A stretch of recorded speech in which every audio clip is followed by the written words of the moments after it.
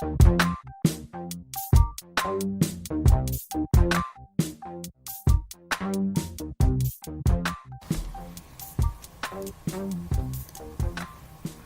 and welcome to the Third and the Dawn Football Show. I am Joe. With me is Cecil Walker III. Getting ready to talk about some NFL football. Again, surprising results. Kind of a crazy NFL year, and a lot of more things coming. First, Cecil, how you doing? I'm great. We're almost midway. Just another week. It's week 7 now. A lot of exciting stuff's happening in the NFL. A lot of big matchups. Some key upsets last week. I was a little upset about my Bengals losing last minute. But, it's what happens sometimes. But let's talk about some week 7. Let us talk about some week 7. And we do have a lot of good matchups. We have the Packers and Steelers on bye. We sure did. From week 6, though, we do have a lot of games that were pretty cool. And let's start with the team of the week, Cecil. Team of the week for me, I definitely got to go New England Patriots. I mean, right now, it looks like the Kansas City Chiefs have been the class of the AFC so far this season with an absolutely dominant offense. New England didn't just beat them. They came out strong. They were beating them early in the game. And then they did what it took, to win this game in the end. So I'm very excited about the New England Patriots in this game. They still show they have some fight. I don't think they're the team they used to be by any means, but it's good to know that they haven't completely fallen off out there. So overall, they're definitely the team of the week, dethroning the Chiefs. I had Patriots as well. I'll throw another team in there. I think the Pittsburgh Steelers, as much as it pains us. Come on, man. They showed they still 3 minutes into the broadcast? Yeah, well, it's even less. But, they showed they still have the mental edge over the Bengals. Whatever you say, Vontaze is being investigated. They spit in Juju Smith-Schuster's face on Sunday, and they had the big comeback win in the last drive at the end there with Antonio Brown. Questionable pick play, but they should have stopped it. It was pretty obvious what was happening when you have a wide receiver motion in like that. Right. But Steelers, I think, put themselves in good position. If they don't win that game and they go down to 2-4-1, or what is it, 1-3-1, or it would be 1-4-1. Math is tough when you have a tie there. But that really so hard. That really makes it tough to come back. But since now they're 3-2-1, they're ready to go. I mean, was it a must-win? It kind of was. I mean, they love that term. They could have come back, but with that tie, man, it changes everything up. So Steelers showing that they still have the mental edge against the Bengals. Sure. Going forward, we'll see what happens in the AFC North. As the Ravens had a good week as well. But let's go surprise team. Gotta go with the Cowboys. Gotta go with the boys out there. They won 40-7 against the Jacksonville Jaguars, who's supposed to have the best defense in the NFL, hands down one of the best historically, arguably. So, For the Cowboys to score 40 points on them, not just win, but completely thrash them, is amazing. I mean, Blake Bortles only threw 1 interception, so it's not like he just threw a ton of those. Dak did have 2 fumbles as well, but overall, Cole Beasley finally came alive. Ezekiel Elliott got going, so that's what they need. And they need more than one person, so they can't focus in on Zeke all the time. And then, of course, Dak got a lot done. He rushed for over 80 yards with his feet as well. So if you have, Dak going for 80 yards, Zeke going for over 100, and just have a receiver that hits 100, your team will be rolling. That's fine. It's just, so far this season before this game, the offense looked like they had no idea what was going on. Yeah, Cowboys definitely deserve some love. We'll see if they can keep that offense rolling. Honestly, I kind of don't think so. I think it was a fluke. But yeah. We'll see what happens. I'll go with you with the Cowboys. I'm going to go with the Dolphins. Okay. Brock Osweiler got an NFL win. Who thought that was going to happen this year? I mean, I sure as heck didn't. The Bears, there's 2 fumbles at the 1-yard line in this game. Kenyon Drake gets, saved by the fact that the Dolphins are able to go down and win. The Bears, we were thinking, maybe compete for that NFC North. They maybe still can, but you lose to the Brock Osweiler Dolphins. I kind of don't have much confidence in you. Mm-hmm. So, props to the Dolphins, though. They're 4-2. I think we're all expecting their season to kind of fall off. Maybe Adam Gase has some secret magic we don't know about, but for now... Secret magic from Adam Gase. Hey, he doesn't have any good players, and he's winning games. He's the new Chip Kelly, man. You tell me how Brock Osweiler wins a game. I think he went to Hogwarts this offseason. All right, wow. You're stooping low for the movie references today. I am stooping low. All right, that's a surprise team of the week. I'm sure there's plenty more. Make sure to put some in the comments if you have anything else, any teams we forgot about, or any teams you think should be mentioned. We're going to move on to fantasy football now, as we always do, and we start with our fantasy plays of the week. Tell you some of the marginal guys, maybe, or when you have bye weeks or something like that, who to play in your league. There's some of these guys will be toss-up decisions, so we're going to give you some to really look at this week. So who are you starting at the quarterback position, Cecil? Number one, start Pat Mahomes this week. That's a no-brainer. He's playing the Cincinnati Bengals. You've seen what big quarterbacks have done against him so far this season, like Matt Ryan with the Falcons. But also play Andy Dalton in there. He is still addable in a lot of leagues. I picked him up last week in my league. He is doing well. He's having a very good season. Had a good game against the Steelers still. Not many errors, so he's airing out the ball. They're looking a little better, so I like him. And then Matt Ryan against the Giants. Giants are not a very good defense. Matt Ryan should have plenty of time to throw. And then I like Andrew Luck versus the Buffalo Bills. All right, I'm going Dalton as well. Kansas City defense, well-documented troubles. Sure. Should be getting better as the season goes on to get players healthier, but for the time being, Dalton's a good play. Jameis Winston against the Browns. Browns defense is looking very vulnerable. The game against the Raiders and this past week. Mm-hmm. And Jameis looked good in his first game back. Jameis, man. He has obviously the weapons. Fitzmagic made stuff happen. Now Jameis is going to start making stuff happen as he did in the first game. Really needs to make sure he shows them what he's worth if he wants to be signed to a big deal this offseason. So he's got to make things happen. And then Matt Stafford at Miami. Aaron Rodgers is out in that division. You might be able to find Stafford on some waiver wires and play him against the Dolphins. Well, I mean, whether the Dolphins win or not, I think Stafford should still have a pretty good game. They have the talent. They have the receivers. I think he'll have a pretty good one if you have a Ben Roethlisberger, Aaron Rodgers, who are possibly going on or are going on bye this week. Very true. Let's move on to running backs. Running backs, I got a decent amount. Saquon's going to absolutely go off against the Falcons. You all knew that. Mm-hmm. Joe Mixon's a great play against his Kansas City Chiefs as well. Sonny Michel just absolutely went off for over 100 yards and 2 TDs, so expect very good production for Joe Mixon, especially if Giovanni Bernard is not healthy. Joe Mixon will then get all the passes out of the backfield as well, because let's be honest, Mark Walton, their third-string guy, isn't really part of the game plan. He just shows up to give Mixon, a breath of fresh air. Telvin Coleman against the Giants. If Devontae Freeman does not start, even if he does, he should be a very solid RB2. I got some bad news for some Freeman owners out there. IR officially. Designated to return. Oh, but that's... IR, so you're definitely right about Coleman. So him and even the rookie Smith out there is a good pickup, especially now if he's going to be out long term. Smith's getting a lot of goal line looks as well, so he's a decent stash if you're in a deeper league. Look for him. Mm-hmm. I wouldn't say start him right now, but if you need a flyer, why not? Alex Collins against New Orleans. New Orleans Saints can't play defense really. LaShawn McCoy is finally, I think, going to have a good game. Against the Colts. Against the Colts, so don't get too surprised. It's a bad defense. I like Philip Lindsay against Arizona Cardinals, and then I like Tariq Cohen versus the Pats. Patriots linebackers do not look good. Kareem Hunt did great, with a pass after the catch kind of stuff. So look for the same from Tariq Cohen this week. Also had Tevin Coleman. Giants should be able to beat them, and easily. The running game for the Falcons is atrocious. He adds the pass catching, and he, if they do get to the goal line, Julio's not going to score. So maybe Tevin Coleman can score for you. Philip Lindsay against the Cardinals. Cardinals give up the most points to fantasy running backs in the league. He's obviously the go-to guy. Royce Freeman could steal some carries, some touchdowns, but for the most part, Lindsay should have a pretty good game. Mm-hmm. And I'm going the opposite of what you did. I'm going Marlon Mack against the Buffalo Bills from the Colts. All right. Buffalo does have a decent defensive front and everything, but he comes back from injury and he gets 12 carries for 89 yards, and they forget about every other running back they had. Were they much to talk about, though? Nyheim Hines was okay. They used him they gave him 20 touches a couple weeks ago. Maybe it's because of necessity, I don't know, but Marlon Mack's I think the guy to go with, and also maybe a preview of what's coming up in players to add here. So there you go. Moving on to wide receivers. Start the Viking twins over there, Thielen, Stephon Diggs. Gonna have a good game against the Jets, both of them. Thielen still goes 100 yards like clockwork. Yeah. Kenny Golladay, my guy. I did trade him in one of my leagues last week. Very sad. Had to do it. It was a value pick in the Dynasty League. I got Chris Carson and I got Philip Lindsay for Kenny Golladay and Amir Abdullah.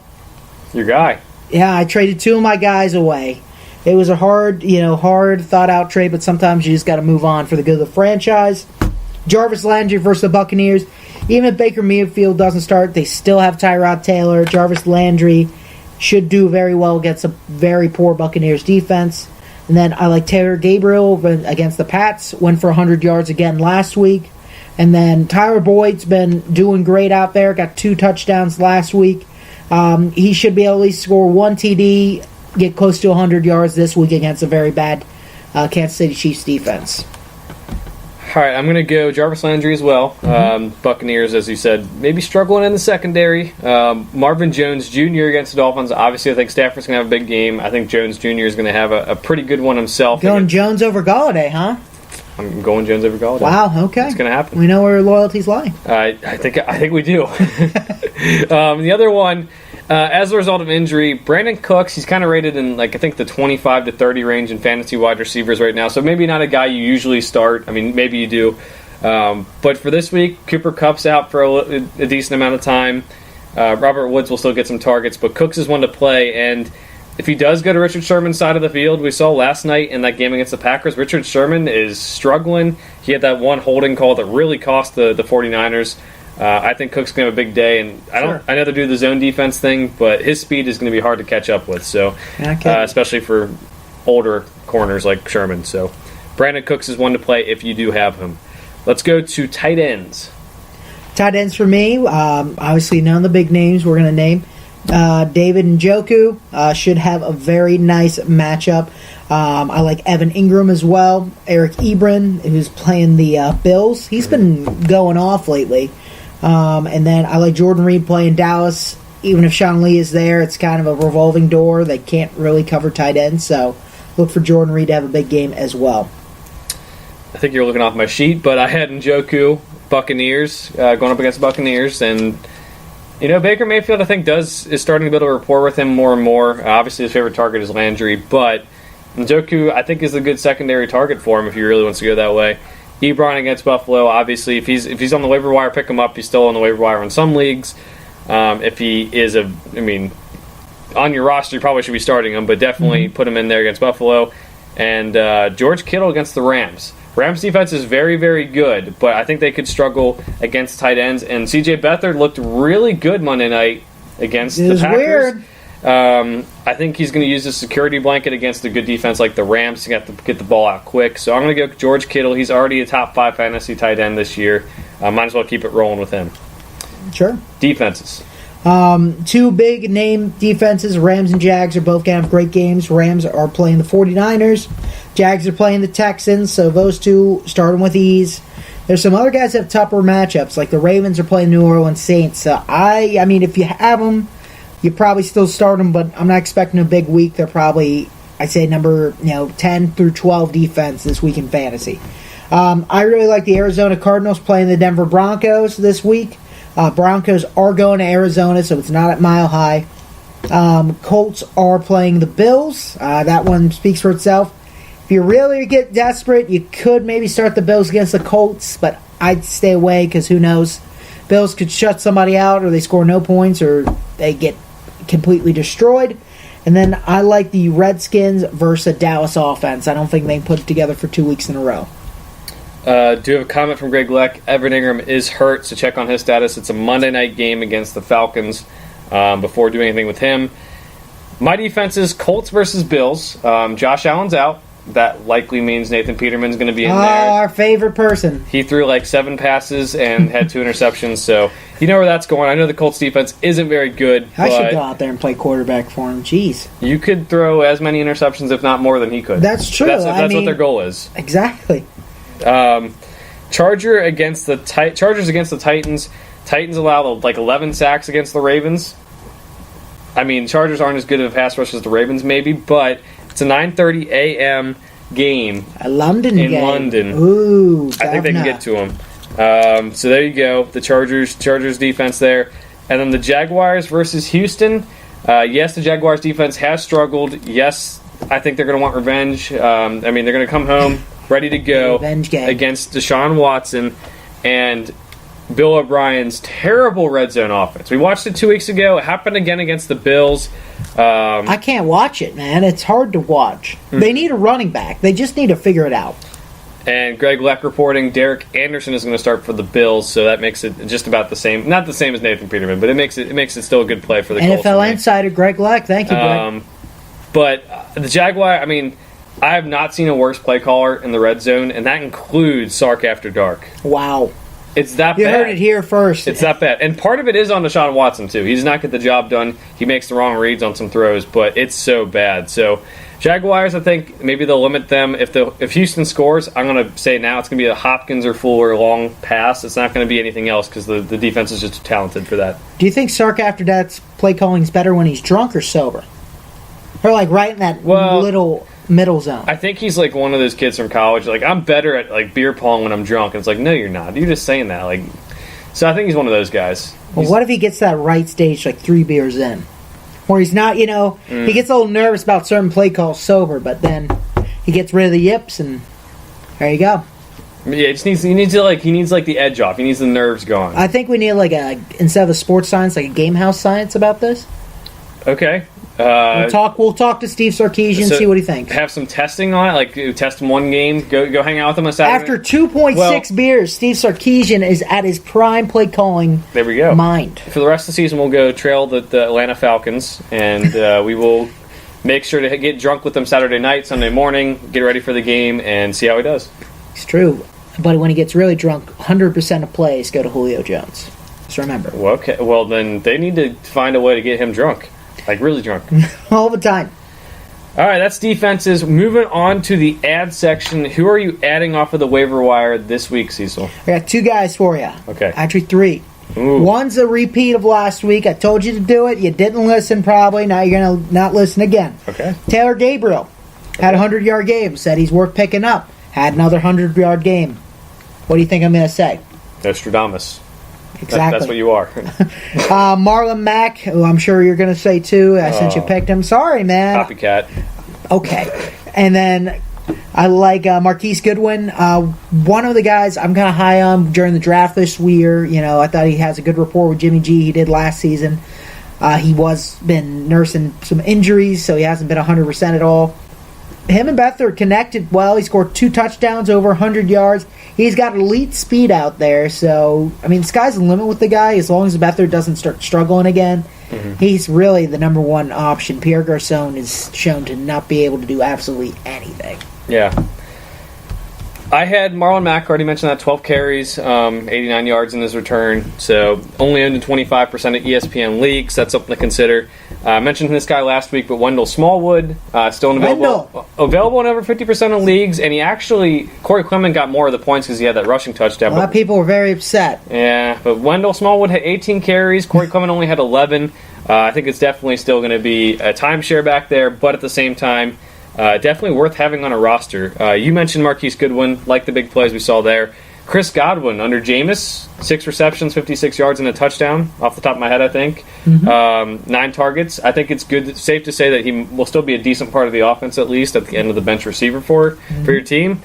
You mentioned Gabriel as well. I'm not going to get too much into that. And I'll say at deep leagues, keep on looking at Marquez Valdez-Scantling. The law firm. It's so much dependent on Randall Cobb and Geronimo Allison's health, but it's very clear he's a third favorite target behind Jimmy Graham and Devontae Adams when those guys are out. Jimmy Graham had a big game Monday night. Devontae Adams got 16 targets, which is ridiculous. Marquez Valdez-Scantling had a pretty good game, and it's still decently ahead of some of the other receivers they have. Jamon Moore and Equinemius St. Brown. Just bringing him up because I wanted to say his name. Why use your running backs, right? True. Aaron Jones, Not who a needs thing. him, man? Greg Lex says, what about Peyton Barber? I'm still on the thought of Peyton Barber and Ronald Jones, who more and more gets more involved. I think it's going to be more of a timeshare as we go along. You can pick them up and he can get you some points, but I don't really trust them, and I don't trust their rushing offense plus as much. Plus the way this offense is running, it's going to be 40 passes a game, that kind of style. That's kind of what's happening with some teams now. They get just a bunch of weapons on the outside. They don't even run. I feel bad for some of these quarterbacks because I feel like their arm's going to fall off by the end of one of these seasons. We're talking about wear on running backs. maybe conserve your quarterback's arm at some point and let him have him attempt 40, 50 passes a game all the time. So maybe something to think about. But yeah, if they don't have much of a running game, it doesn't look like they're really trying to commit to it or establish it. So who knows? He's probably worth a flyer, but I'm not super high on him. All right, those are the ads for fantasy football. We're going to move on to Dylan's picks before we get to our picks. Dylan Strebig, the NFL writer for the Game House, is going to make a couple picks for the spread against the spread for us. Exactly. Cincinnati has as a 6-point underdog against Kansas City in Kansas City. Vikings as a 3-point favorite at the Jets, and Tampa Bay as a 3-point favorite at home against the Browns. So I kind of like the picks there. Besides maybe the Bengals one, I'm still skeptical of the Bengals. I've been told I'm too pessimistic about them. But the Chiefs' offense is going pretty good. The Vikings, Jets, I mean, I think that's solid, but the Jets are all over the place. And the Buccaneers and Browns, anything can happen. I think it's going to be just like that Falcons game, I feel like. It's going to be pretty similar. Well, neither team played defense in that game. True. I'm not saying the Bengals are going to win, but 6 points is a lot. Arrowhead is a tough place to play, so it's a toss-up for me. I mean, anytime a good offense plays another good offense, I got to take. If you're giving me 6 points, I got to take those points. Okay. Well, we'll see. We'll see if you foreshadowed your pick there. I think you kind of did, but I don't know, man. You don't know me. We don't know you. We've never met. We're gonna get to our picks now. The first one, I think, should be easy, but this team has started to go on a losing streak here. Broncos at Cardinals. Ooh. Yeah, you know. Yeah, I'm gonna. No, you're not. I'm doing it. Okay.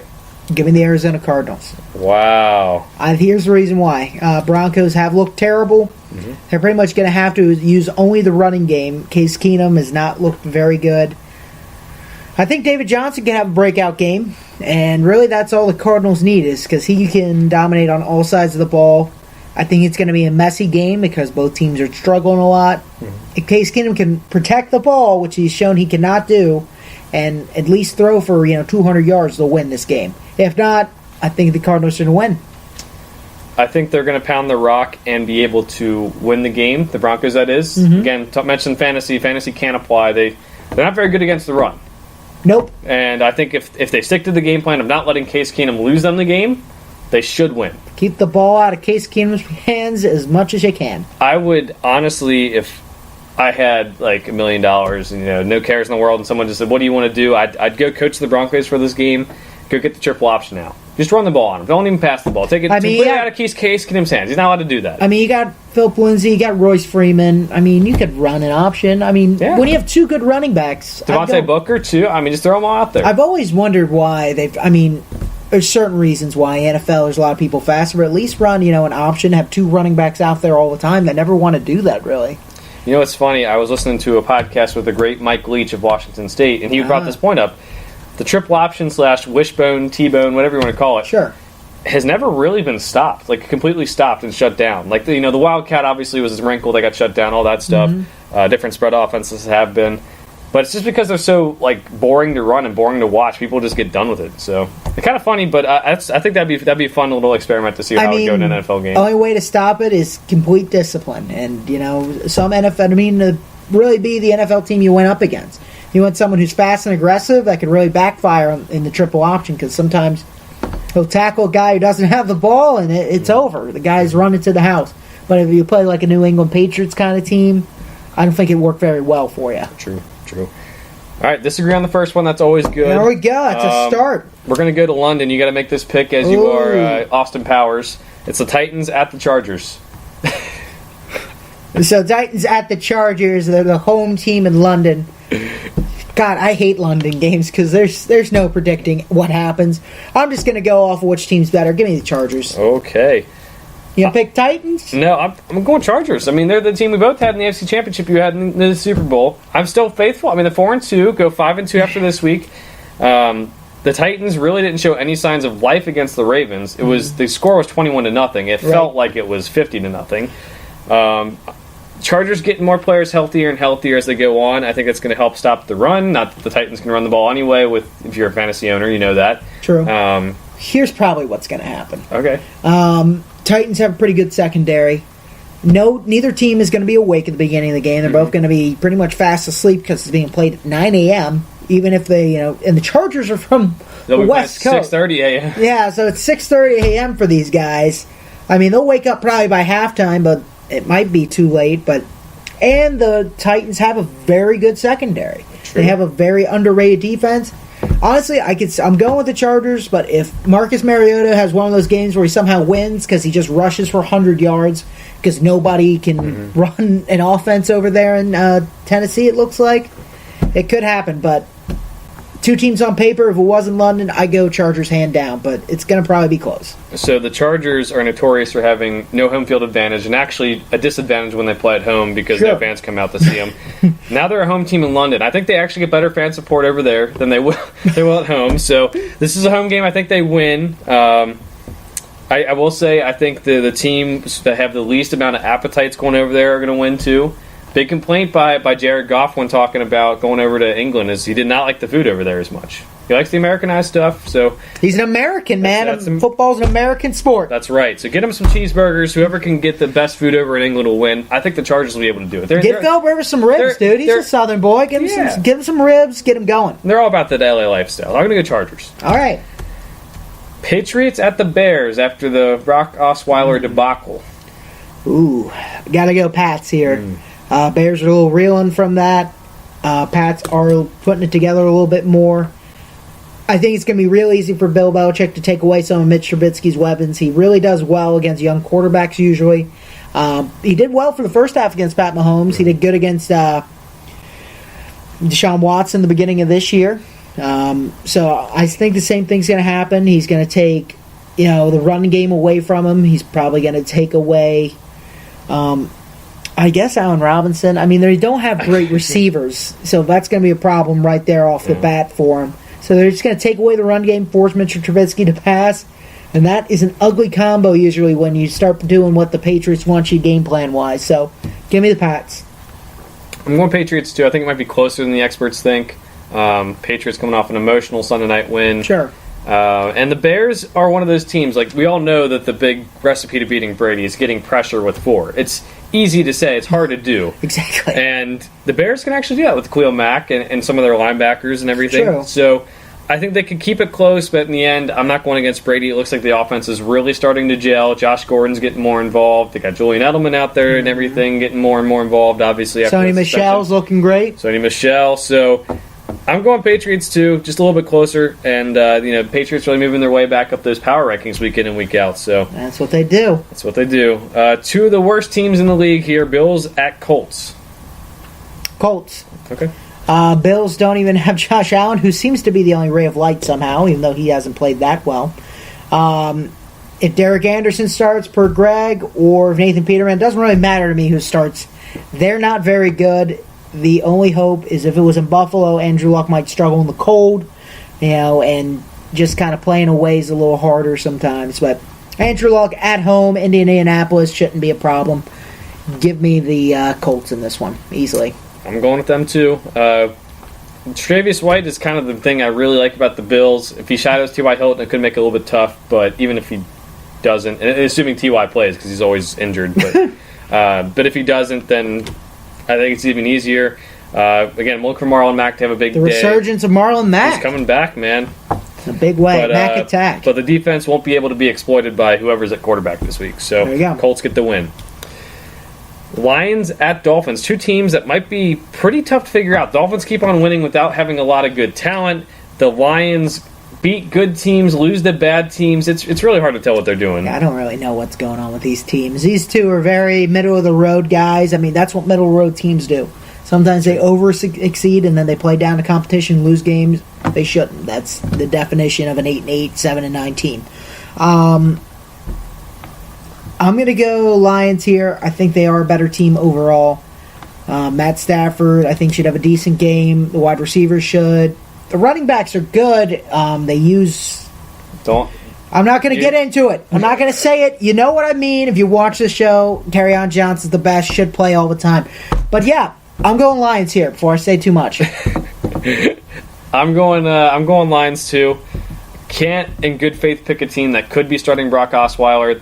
I don't know, man. They lost. The Bears lost to them. Why not 2-0? Hey, Brock Osweiler is undefeated in his career, I believe, against the Bears. So watch out. He's a bear killer. How many games has he played against the Bears? 3. That's decent sample size for someone who played in the AFC for the Broncos. Games? Yeah, it's true. 3 It's games. weird. But yeah, I can't pick him. Ryan Tannehill has a sprained AC joint in his right shoulder. That's tough to play through. I don't know why. He's the best, man. And you know what? Screw the Dolphins and this didn't really affect me at all, but just kind of screw the Dolphins for their ways they screwed up the those injury report. guys. He was listed as a starter all week. He was not listed as questionable all week. And then they just at the last minute, they're like, nope, he's not playing.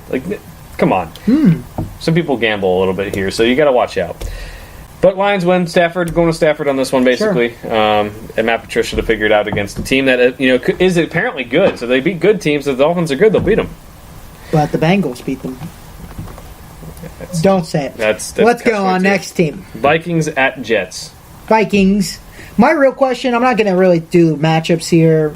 Wide receivers, and Kirk Cousins will throw it 50 times. Is Dalvin Cook ever going to play again? What's going on? I mean, the hamstring every week. It's like, yeah, he's going to play. Then it turns into, well, we're going to limit snaps, and then next thing you know, you got a text an hour before, like, yeah, he's inactive. What is my life now? I think as a Dalvin Cook owner, I am getting very upset. At least just say he's out. Do the Leonard Fournette. Be like, it's going to be 4 or 5 weeks, man. I don't know. But Dalvin Cook, man, every week, it's, who knows? We're going to test it out. Guess what? The hamstring doesn't work. It's so all week it's going fine until you get on the field an hour before the game? I don't think so. I don't know what they're trying to pull on me. I think last week he plays if it's an important game. But because it was the Cardinals, who, again, has terrible rush defense, they're just like, screw it, we're not playing him, which is fine. But you're right. They didn't really give any indications. They said 20 to 25 snaps. Some of us are trying to win fantasy football games. Didn't work out, and I got a win still with them. Took him out of the lineup, obviously, but got a win still with 4 guys out. I was very proud of myself for. Well, you beat the doormat of our league. I did beat the doormat, but at the same time, the only other option I had to start in that league was a guy who had -2 points, Quincy Enunwa, who's also involved in this game, but.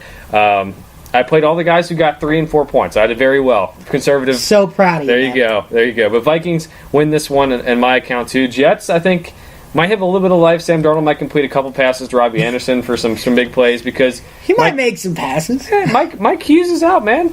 Mike Hughes torn ACL. It's a curse for Vikings rookies. So 2 years in a row, but. Vikings, and they had the same. They tore the ACL on the same yard line, same part of the field as each other. How crazy is that? That's the curse. Vikings win though. Jets 3-3. I think they're lucky to be 3-3 so far. But Todd Bowles, I told you a couple weeks ago, you made fun of me. Good coach, getting this team to 3-3. He's gritty, man. He's gritty. He's get that grit bonus. Yeah, he does. I think in contract negotiations when they decide to fire him or not, grit gets you 2 wins, +2. I think that should be a rule. +2. Are you gritty? That's fine by me. Cool. Panthers and Eagles, one of the better matchups of the day. Panthers. They lost to the Redskins, but honestly, the Redskins can shut down a team. They've got a decent defense. If they get the running game going, it's kind of that classic, not great QB situation. They got Alex Smith who will take care of it. You just got to pound the ball. Defense is good enough to win some games for you. But Eagles are just very not great. Carson Wentz finally came alive last week. I think the Panthers are a better team as the two are playing right now. Give me the Panthers. I'll take Eagles home game. Okay. They've been banged up. They're getting people more and more healthy. I think it takes time. Obviously, Alshon Jeffrey just came back. Carson Wentz, getting back into form. He actually looks a lot better now than he did. Yeah, you're not kidding. Yeah, and the defense at least has the depth. Cam Newton has shown this year that he's having a hard time completing passes down the field. He doesn't need to. Well, yeah, the run game's been working out. I mean, I guess if he would have completed a couple more passes in the last game, maybe they would have won. But the Eagles are vulnerable there, so maybe if he does that, they can win. But I'm going to go with the Eagles because of their depth on the defensive line, and the offense is getting healthier and healthier. Sure. Browns at Bucks. Give me the Bucks, especially if Baker's not going to start. I think there's some questions there. They got to travel down. I'm just going with the home team really here. Jameis showed enough last game. I think they'll have enough offense out there to score enough points against the Browns team.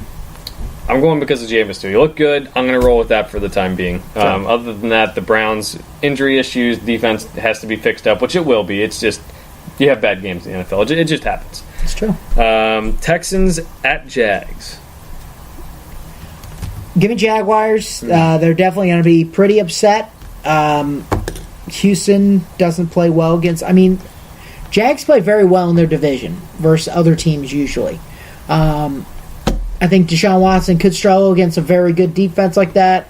They don't have a running game. Bill O'Brien can't coach in the red zone. It looks terrible. Deshaun Watson looks like he's injured his ribs so many times now it hurts to throw a pass. So that's not going to help when you got Jacksonville out there coming for your head every play. So I got to go Jacksonville. Blake Bortles just needs to take care of the ball. That's all it will take for them to win this game. Yeah, Leonard Fournette being out hurts, but everything you said is spot on. The red zone offense for the Texans. If they can keep them, even just let them get in the red zone and just turn them over there, honestly, at that point. But Jaguars win. Close game. Texans are lucky to be at that point. They do have still an awful offensive line as well. So my question is, did Bill O'Brien think that Deshaun Watson runs a 4.4 or something? Yeah, I think so. Because I keep looking and I keep watching these plays to the outside. And I keep watching linebackers track him down and then just take him out. You know what happened? He bought into the hype. Deshaun's a winner. It doesn't matter what the play call is. He's going to score. He's going to score. Well, the whole ribcage is going to be broken soon. Well, that could happen. Whatever. Saints at Ravens. Got to go with my Super Bowl pick. Going Saints. It is going to be a tough game. It's going to be a good game. I just don't trust Flacco and the Ravens offense enough. Is the true answer. I think Drew Brees, Mark Ingram, Alvin Kamara, they're both back in there. Mike Ingram looked great last week. I think he'll continue to look good. Mark Ingram, I don't know why I said Mike. Alvin Kamara should do more this week. There's just too much for them Ravens to cover up completely. They are kind of older in the back end as well. Drew Brees will get enough done, I think. I'm with you on that. I think Drew Brees gets just enough done to win the game. Close one because the Ravens are at home, but if they weren't at home, I think the Saints might win by a couple more scores. Yeah, they're always way better in the Superdome. Saints, though, looking like an actual contender. Ravens, I'm still unsure about them, honestly. I don't know where everybody in the AFC, I sit there, I don't know what's going to happen game to game. Yeah. So both of us have the Saints. This will be an easy one, I think, although the 49ers played above their level last night on Monday Night Football. The Rams at the 49ers. Absolutely not. Rams are going to win. Come on. All right, Rams are going to win for me, too. I'm interested to see how C.J. Beathard handles things, but it's not going to result in a win. Exactly. They can't beat that Packers team that kind of struggles mightily. Even if Aaron Rodgers does some late-game heroics, they're not going to be able to beat a very good Rams team. Cowboys at Redskins. Give me the Redskins. Mm-hmm. They've been playing well. They've been beating some teams. Like I just talked about, they got a good formula out there. Run the ball a lot. Eat up some clock.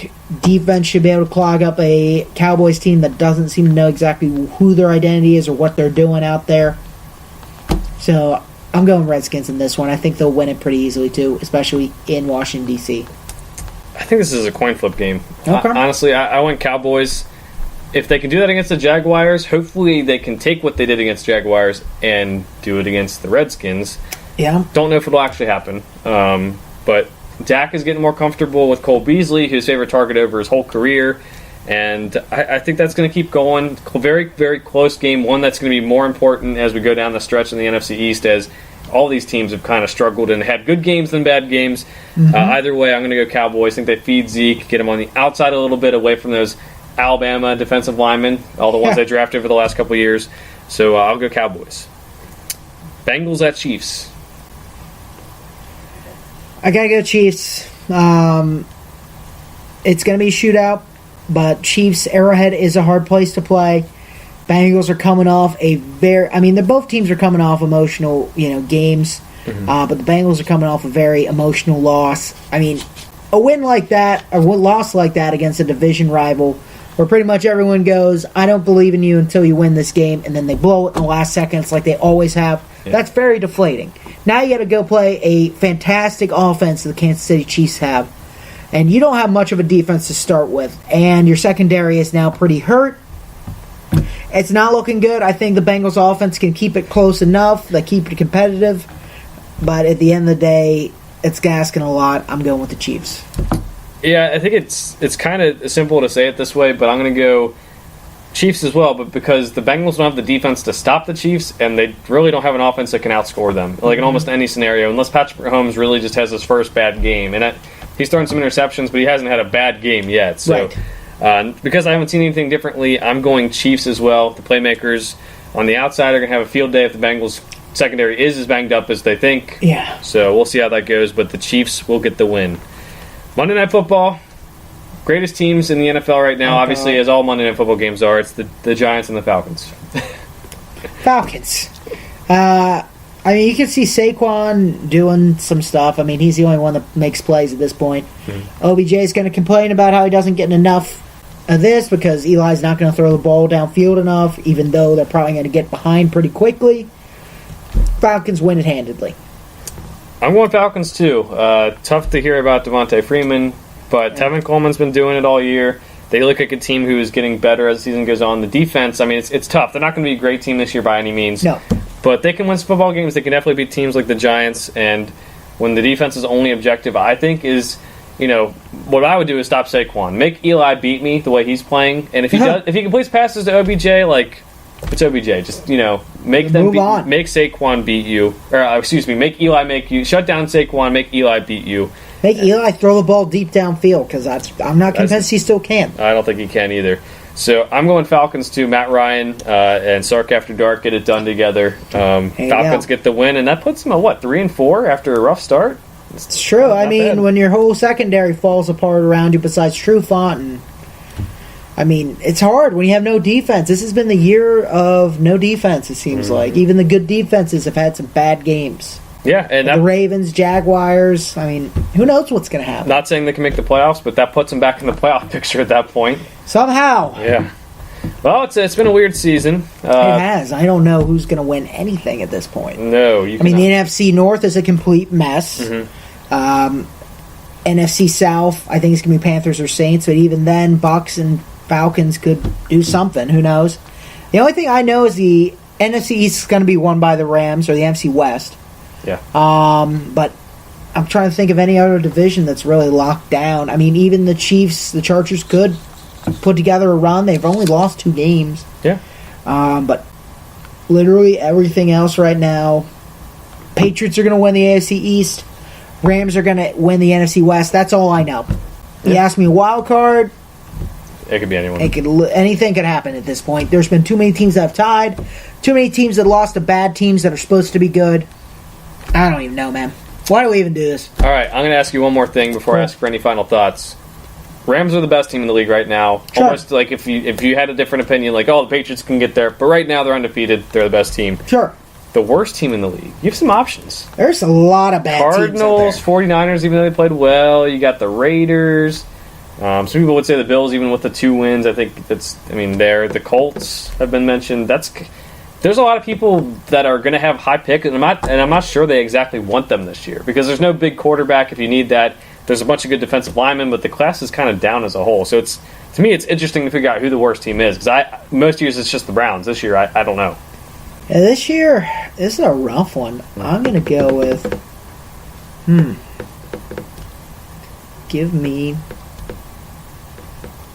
I'm sticking with the Buffalo Bills out there. Okay. Sure, they put together a win or two that are kind of fluky, but at the same time, you look at a team, there's no team that has more holes than them. Even the 49ers, they're not even the worst team after that Beathard performance. He looked good. They're making plays. Goodwin's getting healthy. They've got a good running game when Matt Breida's healthy as well. Breida is coming out of nowhere out there. They can put stuff together. So I'm not I'm not super low on them by any means. Buccaneers are putting it together a little bit. The Browns are winning back and forth. Honestly, it's either the Bills or the Raiders, man. The Raiders can't put any... I would say Cardinals, especially if they lose to the Broncos Thursday night. That's true. Because the rookie quarterback, David Johnson he's done well, about as well as I think he could have this season. Larry's not getting any production. It's kind of a mess. It's like the national media has completely forgotten about the Arizona Cardinals. Nobody talks about them. Sure, they're the worst team. Everyone knows that. But you want to talk coverage? It's like they're just in the desert, and the NFL has just forgotten that they're there. I think like Somebody goes out there once a week. a week after the season ends, Larry's going to say, "I'm done with football. I'm retiring." Everyone's going to be like, "Well, shoot, I didn't watch him at all this year. I didn't hear anything about him." And you're going Do you think he'll retire after this season, or you think he'll wait for I think his faith has got to be crumbling about winning a Super Bowl. I think he should trade. He should ask for a trade to another team. I think he's got enough in the tank. I think he'd be good. Cowboys, man. Everyone's hating on me for saying that, but if you look at it, the Patriots don't need one. The Rams don't need a wide receiver. He's going to go to a team that's like a wild card team. He's not going to go to the top of the division. The Steelers don't need him. Whatever you're thinking about, like even the Bengals, I think they're satisfied with their receivers. He's too old. He's not going to join the Browns. I mean, like the Ravens could be one. I just feel like he doesn't mesh. Like the Redskins don't use their wide receivers anyway. The Eagles don't necessarily need one. I guess they could do it. Eagles could use him. I think they're not going to trade him in the division. Maybe the conference, but yeah, I mean, maybe the Panthers. Maybe again, will they use him if he goes there? That's the big thing. Is will it even matter if he goes there? I think Cowboys are just a nice fit. I don't know. I mean, that's the best fit I'm seeing anywhere. And the Vikings, maybe because he's from Minnesota, one, and maybe as a third receiver because he can play the slot. Yeah, but they got Treadwell as a young guy, and it doesn't really. I mean, not a lot of people like Treadwell. Man. I know. I think he's all right. I mean, sure, the guy can be a little slow, but he is a big target. I don't think you're getting much more for Fitz. I mean, let's be honest here. If the asking price for Larry Fitzgerald is a 4th round pick, and I'm a team that's on the edge for a wild card, why not? Honestly, if it's a 3rd, I go, no, it's not worth it for me. I mean, Larry Fitzgerald's one of the all-time greats, don't get me wrong, but how much does he have left in the career? And 2, you're looking at a lot of these teams, who's actually going to use him enough to justify the 3rd round pick going away? Yeah. So, say a 4th, I try to get him, lower than that, but if really, I want Larry Fitzgerald, I'm saying 4th round pick's the max I'm going. And the Cardinals won't get rid of him. It's only a matter if he wants, like, hey, I didn't want to win a Super Bowl. Like, we all know that. Like, if they get rid of him, they are literally kind of the worst people on earth. Yeah. I mean, that's what they're going to be painted as, at least in the media. So, but that's could happen. I think if Larry wants to a Super Bowl, it's not going to come in the next 3 or 4 years in Arizona. I mean, yes, they were good a couple of years ago when they had Carson Palmer. The defense has taken a huge hit, and Josh Rosen's too young. Yeah. I mean, it's another team with a ton of holes out there. New coach this year. I mean, he's gone through a lot of different things, and I think it's about time he's just kind of like, I don't know if this is going to work out for a Super Bowl. But, even if he doesn't get it, he's been one of the league's all-time best, and I think it's got to be a proud moment. And if he wants to go down as the best Cardinal hit in history, then it's not going to change anything if he goes to a new team, but he can stay a Cardinal the rest of his career, and everyone would respect him all the same. Yeah. All right, that is our show. Any final thoughts, Cecil? That's it. All right, we will be back next week to recap Week 7, to give any fantasy advice as more and more bye weeks start to pile up, tell you who to add. You're going to need my advice more and more. And to make our picks. For now, thanks for watching. We'll see you next week. See you guys.